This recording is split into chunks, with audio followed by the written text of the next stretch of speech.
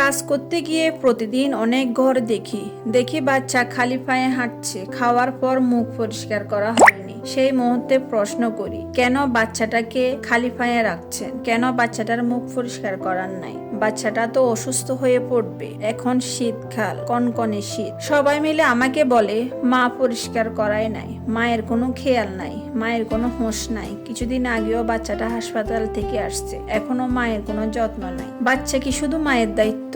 একটা পরিবার মানে শুধু একজন মানুষ না, একটা সম্পূর্ণ দল। বাচ্চার যত্নে লাগে মায়ের মমতা, বাবার দায়িত্ববোধ, দাদির পুরানো অভিজ্ঞতা, পরিবারের সবার সচেতনতা। খাবার খাওয়ানো, খাওয়ার পর মুখ মুছিয়ে দেওয়া, হাত পা পরিষ্কার রাখা, শীতে পা ঢেকে রাখা, এই ছোট ছোট কাজগুলি বাচ্চাকে বড় অসুখ থেকে বাঁচায়। যখন পরিবারের সবাই মিলে খেয়াল করি, তখন বাচ্চা থাকে সুস্থ, মা থেকে মানসিকভাবে শান্ত, পরিবারে কমে অভিযোগ, বাড়ে ভালোবাসা ও সম্মান। একে অপরের দোষ না খুঁজে দায়িত্ব ভাগ করে নেই, কারণ পরিবারের সবাই মিলে কাজ করলে সেই পরিবারটাই থাকে সুন্দর।